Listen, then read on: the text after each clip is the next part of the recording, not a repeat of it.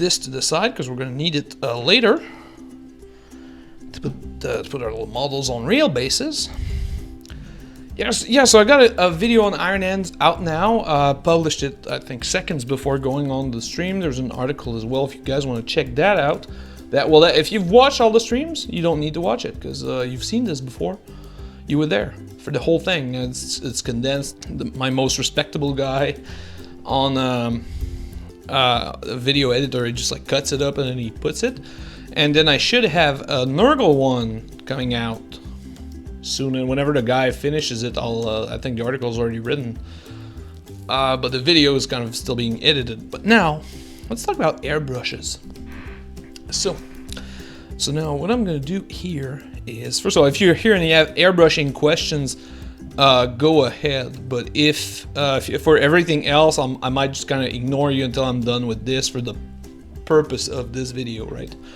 But anything that's relevant to airbrushes, I'm down to clown, let's put it that way. Okay, so now if I press record, then I'll have my whole freaking thing and it should work, right?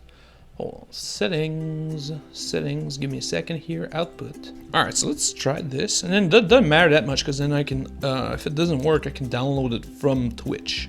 All right.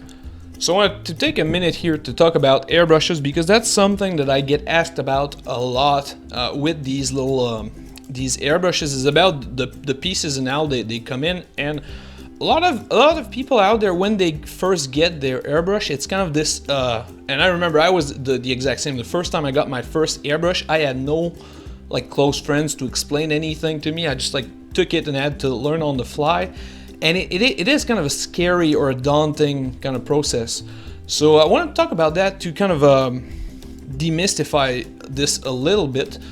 So the first thing that you should do whenever you get like your first airbrush, before you try or and everything, you should disassemble it and reassemble it a couple of times. You do this over a cardboard box. That way, if like you don't lose pieces and everything. But the reality is, at some point you're gonna need to disassemble your airbrush. You're gonna need to take it apart for like cleaning, or it's gonna clog or whatever. At some point you're gonna have to take it apart and put it back, and it is much easier to do when everything is working and when everything is exactly where it should be, than when it's like clogged with paint and after a bunch of uses. Or while it's like misfiring, then it's kind of hard to figure out what's what. So you get the benefit of like seeing it, when it's like brand new, right? And the other cool thing is that you can feel like Forrest Gump when he's dismantling his gun and putting it back together, which that's kind of nice. So we're gonna use this garbage little airbrush here. This is a best, but it's practically like a Chinesium or El Cheapo type of model, but realistically, every airbrush is practically the same with some minor differences, and they all come in certain with certain variations, but we'll try to cover these. This one is pretty generic, so I kind of like this one to go. And if you're wondering, yes, I bought this thing because it was red. It was $5 more than any other, but it was red, so I bought it. All right, so the first thing you'll notice is this one is already missing a piece. Usually you get like a front part here that screws in. You can see here this little part has screws. The reason why it's off is because this is not you don't need that part. It's not a mandatory part. It's really just a mechanical thing. The goal of that little piece, its only purpose in life is to protect your needle, because you can see the tip of the needle showing through. So that piece serves absolutely no other purpose than protecting the needle. You probably should leave it on, but maniacs like me take it off. The reason we take it off is just it makes one less piece to clean, so one less piece where paint can clog and agglomerate and clump up. So you don't need the piece, but it's smart to leave it on. Like if you're deathly scared, if you cannot get replacement part, like if you buy a fancy Iwata and the needles are like $20 or more each, leave that little safety thingy on. But realistically, it has no mechanical use, right? Like it serves no purpose into your airbrush. So let's move. Well, the first thing, before anything else, it's always a good idea to not dabble with your airbrush while the needle is sticking out, for all of these reasons. Also, you don't want to poke yourself with your needle. So we can take apart this. So now every airbrush has this little thing. The Badger ones are usually opened up. Oh, I have a Badger one here. So the Badger one here, they're usually open and you can see the full mechanism. So let's use this one for a while here just because we can see it. So our needle is here. Now it's hidden by this part. But this piece here is the same as this one.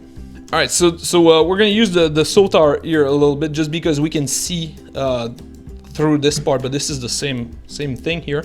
So it's always a good idea when you're done with your airbrush and not using it to pull back the needle so that way it does not stick out, right? So if I unscrew this just a little bit now, I can move my needle and you can see it like sticking out here.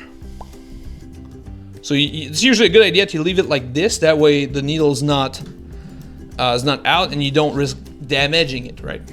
So it's a good idea but you can also remove it completely. That is fine. And you can see mine is like all dirty and stuff. It's because I use these things. But you can clean it and everything. So it's a good idea to leave the needle out when you're dismantling these things, or just even just cleaning it, or when you're not using it, you just pull it out just a little bit.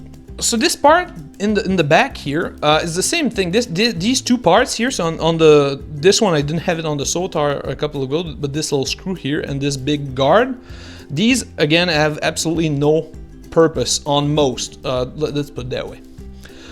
So first of all, this little thing here, it controls the trigger. That means if it's screwed on tight, I cannot pull back my needle at all. Like I'm actively trying. If I unscrew it, I can pull it back.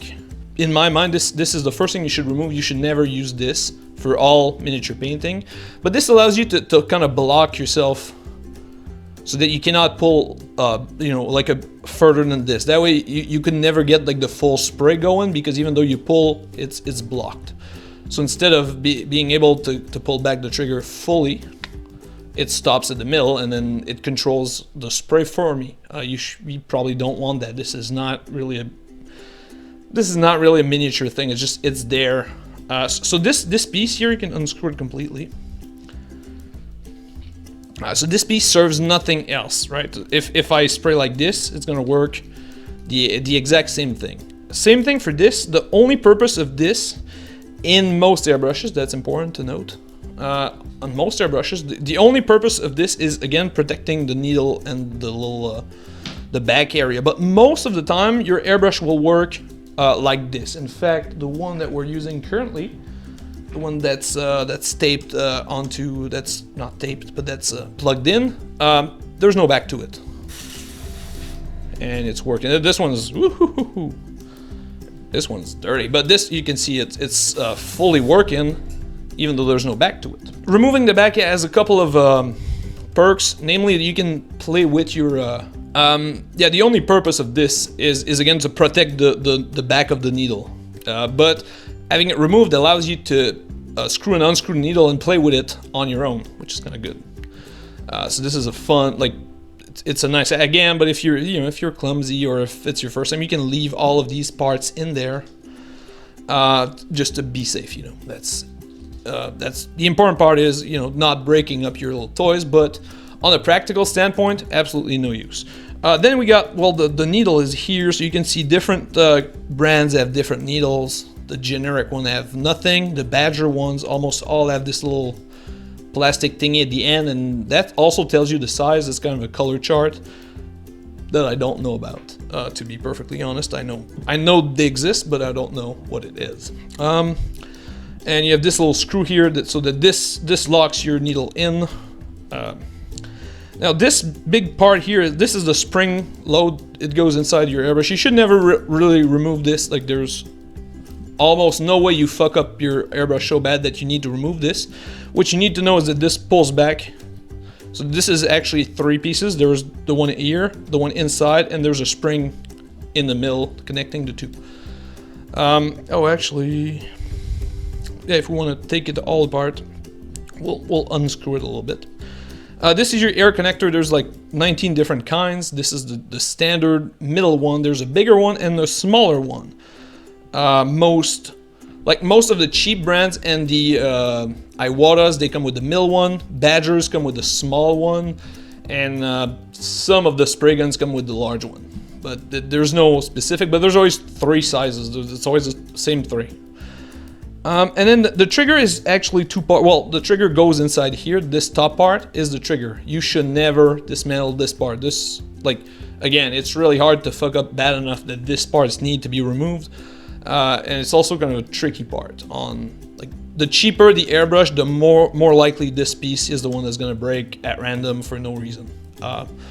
There's no science to this, but generally is what happens. All right, and then so the trigger is actually 2 parts. So the trigger is the trigger itself, and then there's always this little guard. I have no idea what the actual name of it, but this little piece here, and I'm not gonna take it apart now.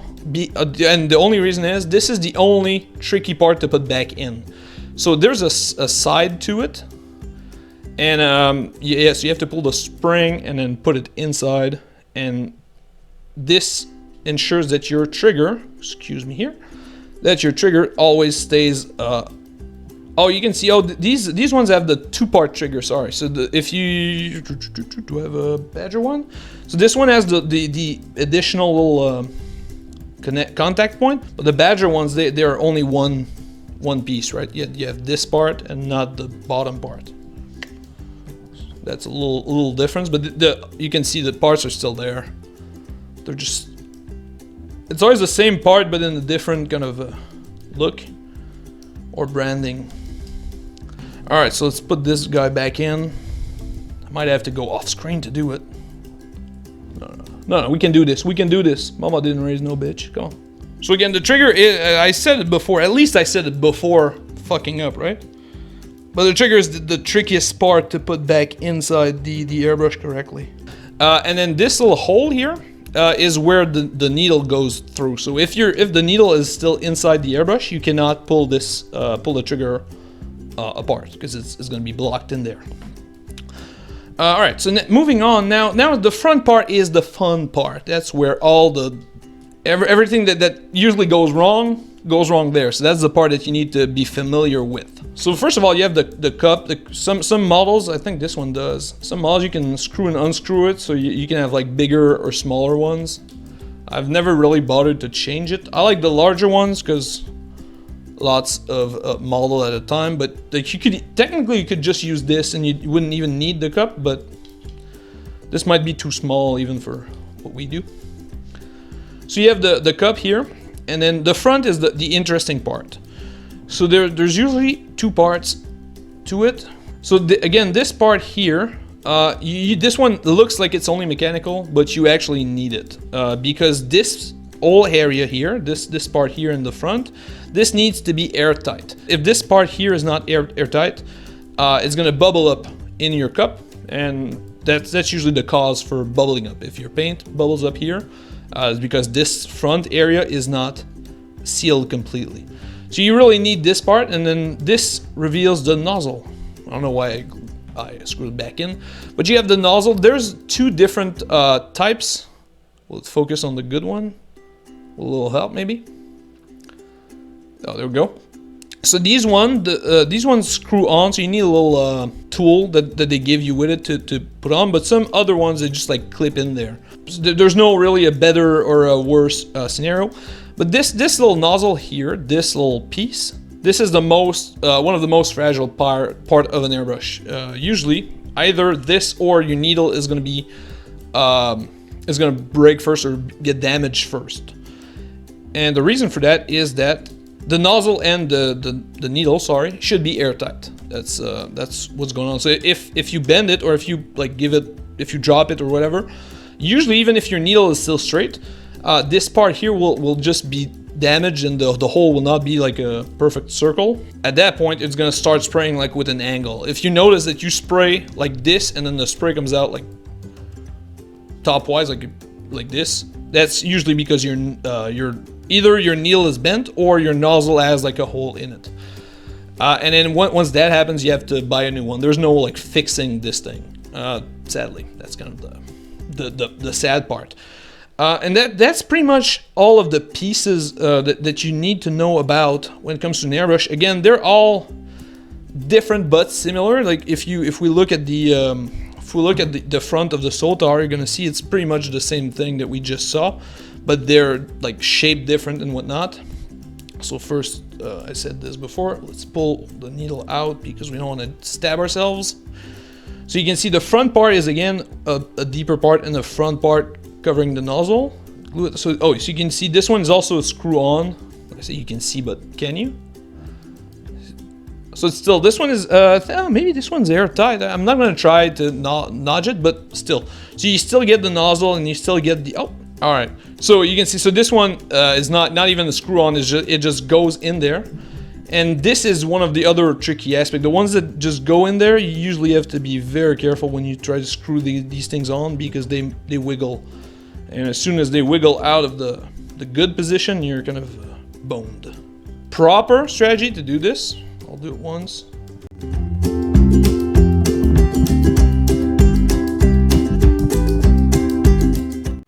So this is one of the finer one, the Sotar.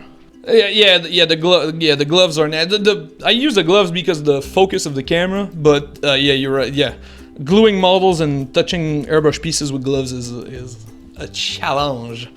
I tell you what.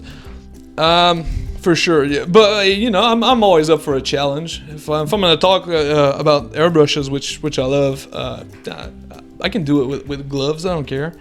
Just like a next level, you know, next level. Yeah. So this is the solder. This is a finer one, but you can see the parts are like exactly the same. And this one's a smaller cup, but it's still the nozzle, the guard, and then if you undo this little thing here, we get the exact same parts, you know, again, same but different parts. And so that's all there is to it. And so never really like be scared of dismantling your airbrush, because you're gonna have to at some point. So you might as well do it before there's paint clogged in it. You know, once you get it, just take a box, take like the lid of a box. That way nothing can like roll away from the box. And so you're not gonna lose anything. And just, you know, dismantle it, put it back together, dismantle it, put it back together. If you've been in the army, you've done this before. If you haven't, well, you get a taste. All right, so that was the airbrush thing. Let's do some painting now. I wanted to do this to get a video of this thing. So now that that's done, let's stop recording.